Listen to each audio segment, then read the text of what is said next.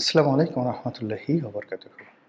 সম্মানিত দর্শক, অবস্থাদৃষ্টে মনে হচ্ছে জামাতের যে সম্ভাবনাগুলো রয়েছে, সম্ভবত সমস্ত সম্ভাবনার দ্বার ধীরে ধীরে বন্ধ হয়ে যাচ্ছে। যে বিষয়গুলো তাদের জন্য ইতিবাচক ছিল সে বিষয়গুলো নেতিবাচক হয়ে যাচ্ছে এবং অতীতে তাদের যে বিপদ বিপত্তি ছিল এদেশের রাজনীতিতে, এদেশের অর্থনৈতিক কর্মকাণ্ড চালাতে এবং এদেশে স্বাভাবিক যে জীবনযাপন করতে তাদের যতটুকু সুযোগ সুবিধা ছিল, সম্ভবত পরিবেশ এবং পরিস্থিতি আগামীতে এমন অবস্থায় চলে আসছে যে তারা নিঃশ্বাস নেওয়ার জন্য আল্লাহর কাছে প্রার্থনা চাইবে। একটা একটা করে বলছি, কেন এরকম হলো এই কাহিনী আগে বলছি। আমার কাছে যেটা মনে হয় কি জানেন, এই পৃথিবীতে একটা অতি আধ্যাত্মিকতা একটা বিষয় থাকে। আপনি আমি পরিশ্রম করি, কর্ম করি, ফল ভোগ করি, এটা স্বাভাবিক। কিন্তু এত কিছুর উপরে যে আল্লাহ আছেন, ফেরেশতাকুল আছেন, নবী রাসূল আছেন, ময়-মুরব্বি আছে, মানুষের দোয়া এবং আশীর্বাদ এবং মানুষের অভিশাপ, এই জিনিসগুলো যে আছে এবং এইগুলো ইতিবাচক হলে আপনার জীবনের যে গতি আসে, নেতিবাচক হলে আপনার জীবনের গতি আসে ঠিক এরকম যে আপনার অনেক সুন্দর একটা গাড়ি আছে। ধরুন আপনার একটা অডির একেবারে A8 L আছে, হাইয়েস্ট গ্রেডের গাড়ি। কিন্তু আপনি যদি ভালো ফুয়েল না দেন, চালাতে পারবেন না। আপনি যদি ভালো রাস্তা না পান, চালাতে পারবেন না। ড্রাইভার ভালো না হলে সেও চালাতে পারবে না। তো এরকম মানে কমফোর্ট। আবার ধরুন আপনার একেবারে কিছুই নেই, আপনার শুধু পায়ে হাঁটা পথ। কিন্তু আপনার শক্তি আছে, সামর্থ্য আছে, যেটা আল্লাহর দেয়া নেয়ামত। বসন্তের বাতাস আছে, কোনো এক বিকালে অসাধারণ একটি বিকালবেলা নদীর তীর দিয়ে সর্ষে ক্ষেত। আর সেই বসন্তকাল হওয়া সত্ত্বেও নদীর মধ্যে তখনও পানি আছে।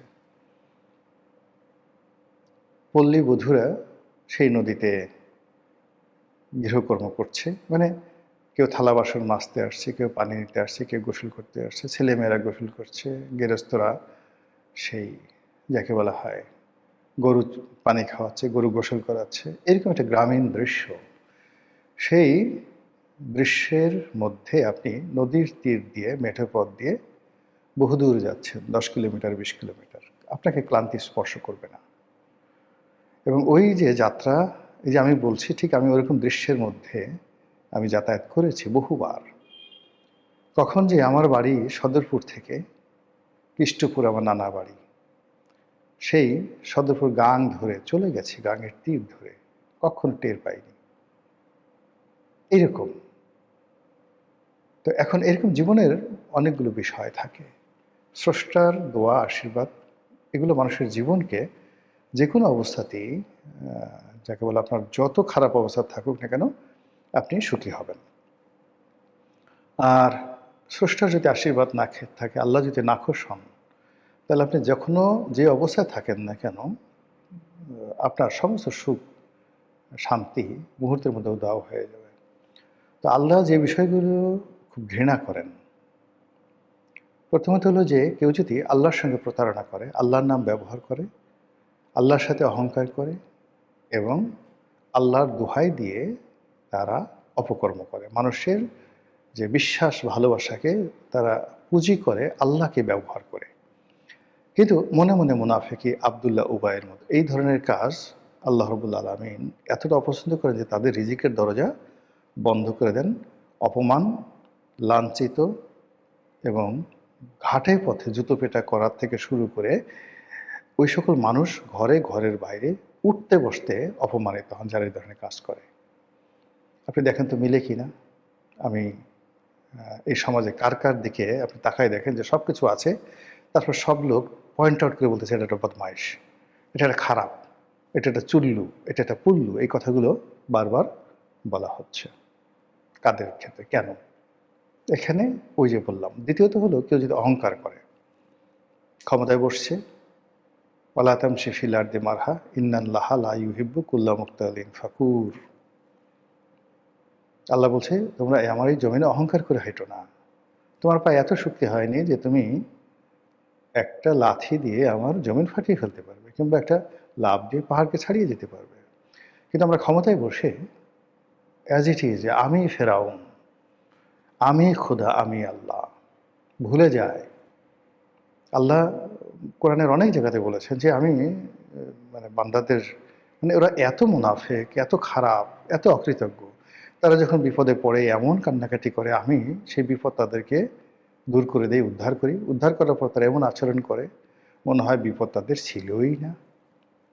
এই কাজ যারা করেন, অহংকার করেন, অকৃতজ্ঞ, অতীতে আপনি যার কাছে সাহায্য নিয়েছেন, সহযোগিতা নিয়েছেন, ক্ষমতা পাওয়ার পর তাদের সবাইকে আপনি ভুলে গেলেন, তাদের সাথে পরিচয় ছিল, এরকম একটা ভাবই দেখান না। আনগ্রেটফুল। আল্লাহর গজব নাজিল হবে আপনাদের প্রতি, আপনার প্রতি, বা যারা এই কাজ করে তাদের প্রতি। এই দুটো জিনিস বললাম। এই অতি প্রাকৃতিক বিষয়গুলোর কারণে কি হলো, মানুষের অনেক সম্ভাবনাগুলো নষ্ট হয়ে যায়। তো এই যে জামাতের ক্ষেত্রে অতি প্রাকৃত কি আছে বা না আছে আমি বলতে পারবো না, আমি জানি না, কিন্তু বহু সম্ভাবনা তারা পেয়েছে 1947 থেকে আজ পর্যন্ত। কিন্তু কোনো সম্ভাবনাই তাদের জীবনে 24 মাস দূরের কথা, 12টি মাস তাদেরকে স্বস্তিতে রাখতে পারেনি। একটা বছর তারা স্বস্তিতে ছিল, জন্মের পর থেকে এই পর্যন্ত পারেনি। তাদের কোনো একটি মানুষ, এই দল এত দীর্ঘদিনের বাংলাদেশে, ভারতে, পাকিস্তানে রাজনৈতিক অঙ্গনে পরিচিতি পেয়েছেন, সর্বজন শ্রদ্ধেয় হয়েছেন। অনেকের সঙ্গে রাজনৈতিক বিরোধিতা থাকতে পারে, কিন্তু তার রাজনৈতিক প্রজ্ঞা, তার মেধা, সমস্ত ব্যাপারে মানুষজন সম্মান করে, এরকম কোনো সিঙ্গেল ঘটনা তাদের নেই। তাদের যে লোক, তাদের নিজেদের কমিউনিটি লিডার, তারাই তাকে চিনে, তারাই তাকে সম্মান করে, তারাই তাকে পীর মানে, মোর্শেদ মানে, তারাই তাকে আমির মানে। আমির অর্থ নেতা, আমির অর্থ সবার চেয়ে সেরা। আচ্ছা বলেন তো, জামাতের সভাপতি, এই পদটিকে তারা কেন আমির বলে? কেন তারা আমির বলে? আমির কেন? তিনি কোন দিক থেকে আমাদের চেয়ে শ্রেষ্ঠ, কোন দিক থেকে রাজনীতিবিদদের চেয়ে শ্রেষ্ঠ? এইটা হলো কি নিজেদের একটা বানানো লকব। ওয়াজের ময়দানে টাকা পয়সা বেশি পাওয়ার জন্য আলা হজরত, হজরতুল আল্লাম, কুতুবুল কুরকুরানি, তারপরে তুরুবুল সুরসুরানি, জামাতুল ভুরভুরানি, এরকম অসংখ্য রকম মানে কলব তারা লাগায়। লাগাতে গিয়ে নামটা যে সলিম উদ্দিন, এটা আর খুঁজে পাওয়া যায় না। নামটা যে কলিম উদ্দিন। এরপর নতুন একটা চালু হয়েছে অমুক বিন অমুক, কুন্ডা বিন টুন্ডা, মানে টুন্ডার পুত্র কুন্ডা, কুন্ডার পুত্র টুন্ডা। বাংলাদেশে মানে নর্মালি কত সুন্দর নাম, মোহাম্মদ শামসুদ্দিন, মোহাম্মদ শামসুদ্দিন চৌধুরী, এরকম সুন্দর সুন্দর নাম। তো সেই সকল সুন্দর সুন্দর নাম দিয়ে কুটু বিন, কুটু ইবনে পুটু, বা টুটু ইবনে সুটু, এই নামগুলো মানে লাগানোর চেষ্টা করা হচ্ছে। নামের সাথে গ্রামের নাম জুড়ায় দেওয়া হলো। অমুক নামের নাম শামাপুরী, যেমন হজরত অমুক অমুক শামাপুরী, গ্রামের নাম শামা, শামাপুরী। তারপরে শেষে নামের গ্রামের নাম জোনাকপুরী, জোনাকপুরী, ইত্যাদি ইত্যাদি। কয়দিন মদিনাতে ছিল, নামের সাথে মাদানী। কয়দিন মিশরে ছিল, নামের সাথে আজহারি। কয়দিন কুয়ালালামপুরে ছিল, নামের সঙ্গে কুয়ালালামপুরি।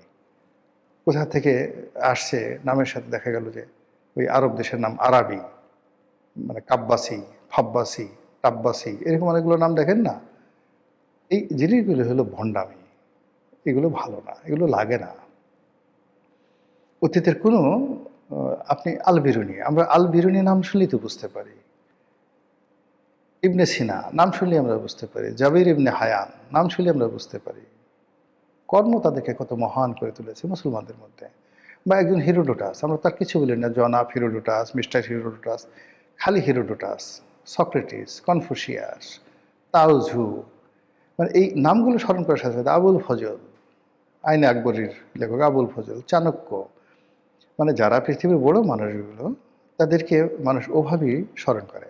যেমন তারেক রহমান সাহেব আছেন, বা আমরা যারা রাজনীতি আসছি, আমরা যদি গ্রাম দিয়ে যাই, যদি ছোট ছোট বাচ্চা পোলাপান বলে যে ওই যে রনি যাইতেছে, ওই যে তারেক যাইতেছে, এটাই আমার জীবনের সবচেয়ে বড় সফলতা।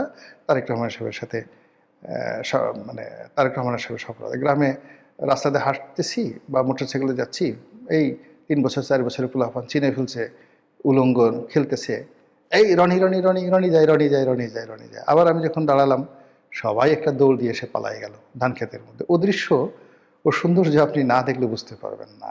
অসাধারণ। তো এইভাবে কুতুবি ঠুতুবি লাগে না, এগুলো লাগে না। তো যেটা বলছিলাম যে বিভিন্ন কারণে, আধ্যাত্মিকতার কারণে মানুষের জীবনে বরকত আসে, আর আধ্যাত্মিকতার কারণে, ন্যাচারাল কারণে, খোদাই ক্রোধের কারণে জীবন থেকে অনেক বরকত উঠে যায়। জামাতের ক্ষেত্রে কি হয়েছে আগেই বলছে আল্লাহ জানেন, আমরা জানি না। কিন্তু এখন এই যে এই সময়টাতে যে বিপদ এবং বিপত্তিগুলো চলে আসছে, বিএনপি মানে রাষ্ট্র ক্ষমতায় তারেক রহমান বসার পরে জামাতকে যেভাবে শ্রেণী শত্রু মনে করছে এবং জামাতকে নানাভাবে কাট্টুস করার জন্য, সাইজ করার জন্য তারা যে কর্মগুলো করছে এবং জামাতকে নাজেহাল করার জন্য জামাতের আমির থেকে শুরু করে অন্যান্য যে সমস্ত লোকজন, তাদের শীর্ষ নেতৃবৃন্দ রয়েছেন, তাদের ক্যারেক্টার অ্যাসাসিনেশন যেভাবে হচ্ছে, এর পেছনে মদত আছে। যারা এই ধরনের কাজকর্ম করছে, সরকার হাতে এমন মেশিনারিজ আছে, সরকার যদি চাইতো যে তার বিরোধী দলীয় নেতাদেরকে তারা প্রোটেক্ট করবে, তাদের সম্মান বাঁচাবে। কারণ হলো আমি পার্লামেন্ট নেতা হিসেবে বসে আছি, আমার অপোজিটে একজন ক্লাউন বসে আছে, সং বসে আছে, ভং বসে আছে, এটা তো আমার জন্য সম্মানের না। কাজেই জামাতকে যদি সম্মানিত করতে চায় রাষ্ট্র, বিএনপি, এটা তাদের বিরুদ্ধে যে অপপ্রচার হচ্ছে এটা দূর করতে সরকার লাগবে just matter of 1 hour, just 1 hour. কিন্তু সেটা না করে দেখা যাচ্ছে যে জামাতকে আল্লাহর হস্তে ছেড়ে দেওয়া হয়েছে, আল্লাহর মাল হিসেবে। ঘাটে, পথে, প্রান্তরে সব জায়গাতে তারা যেভাবে লাঞ্ছিত, অপমানিত হচ্ছেন, তাদের বিরুদ্ধে যে ন্যারেটিভ তৈরি করা হচ্ছে, সবার প্রায় চেহারা স্রোত নষ্ট হয়ে গেছে জামাতের। এই গেল ফার্স্ট। সেকেন্ড থিং হলো হাদি হত্যাকাণ্ড। এখন হাদি হত্যাকাণ্ডের ব্যাপারে প্রথম থেকে জামাত এবং তার সংশ্লিষ্ট যে সমস্ত বুদ্ধিজীবী আছেন, ইউটিউবার আছেন, তাদেরকে সন্দেহ করা হয়েছিল এই হত্যাকাণ্ডের ব্যাপারে। এবং হত্যাকাণ্ডের পরে যে সকল ঘটনা ঘটেছে, হাদির দাফন কাফন, প্রথম আলোতে আক্রমণ থেকে শুরু করে শাহাবুদ্দিন চুপ্পুকে আউট করে রাষ্ট্রপতি পদে নিজেদের পছন্দের লোককে বসানো, এই জিনিসগুলো এতটা বেশি ওপেন আপ হয়ে গেছে যে সবাই মোটামুটি একটা ম্যানস এরিয়াতে ভুগে গেছে।